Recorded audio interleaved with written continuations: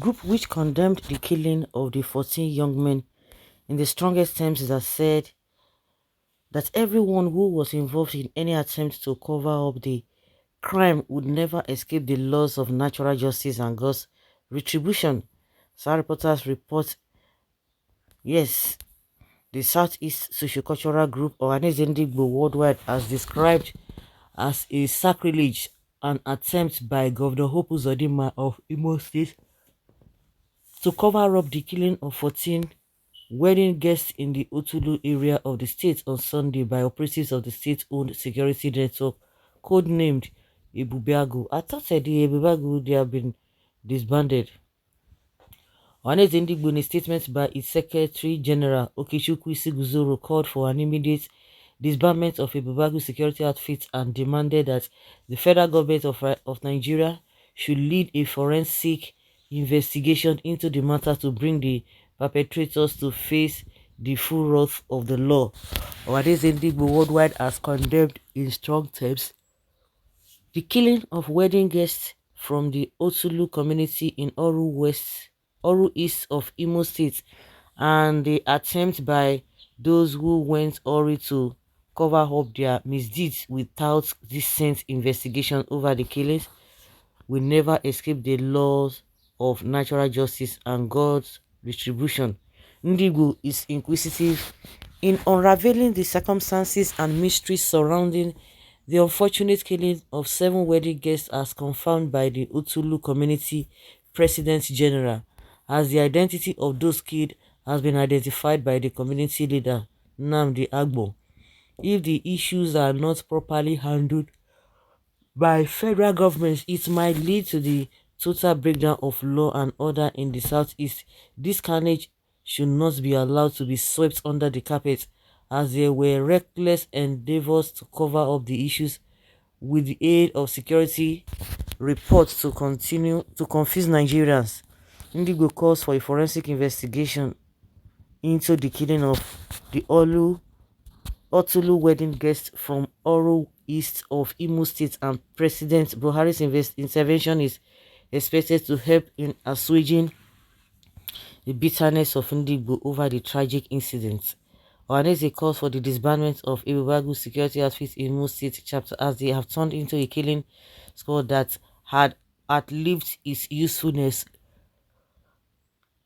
instead of serving the purpose of which they were established as an intelligence gathering organization for the society. They have become a pro-bandits and state-sponsored terror groups. Ndigbo has handed over the tragic incident and the governor Hope Uzodinma of Imo State to Almighty God and Igbo deities for prosecution and actions.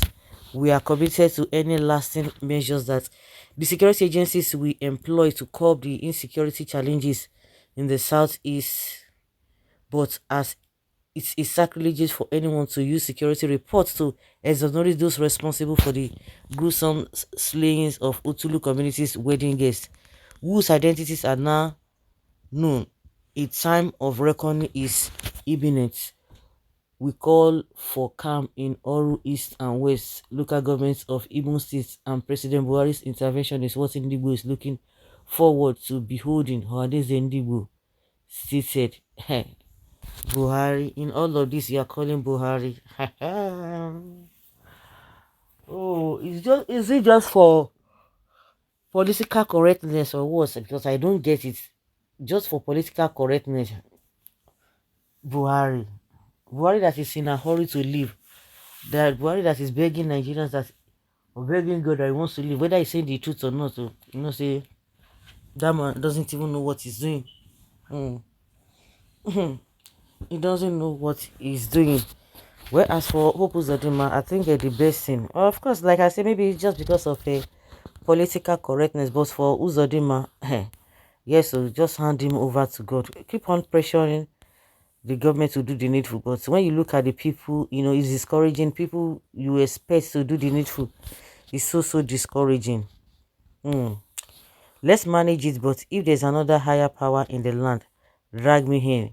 Ohaneze, we hand you over to our Creator, the Maker of heaven and earth, Almighty God, which is ultimate to judge you and your people and your generations to come for failure to stand up for the truth and stop all the killings of your people, including security men and women in your region.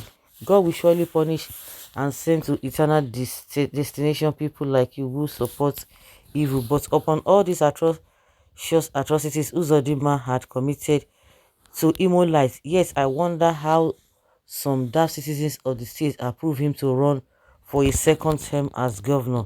For this reason, I hate politics as it is a dirty game.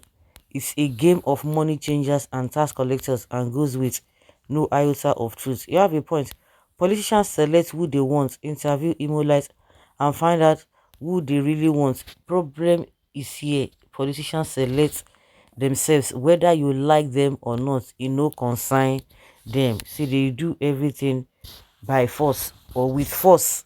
If you don't like it, they will tell you go to court, and they will use, and that was what happened in all the states with this their gubernatorial election. APC made him governor from behind and he forced himself into power, and to gain ground, Imo State youth are having fears and being eliminated. Really, hopeless Uzodinma has killed a lot of Imo youth, and he thinks it shall be well with him and his children. No way, God must surely pay him very soon and fast. He will soon appease you by giving you money and we forget all your threats. It is no longer news that the Supreme Court governor of Imo State was a disaster to the state during his tenure, if the record of the young men who were killed during the period were taken, the figure would be staggeringly frightening. He just wasted Jamaica and Agu Chimerem. God of heaven will surely punish you all. Imo people just realized the mission of the group called the Bibagu. When Ebonyi State became peaceful, the very moment it was dissolved. Okay, it was dissolved in not all in all eastern states. I thought it was all in south states. So it was only in Ebonyi. Okay,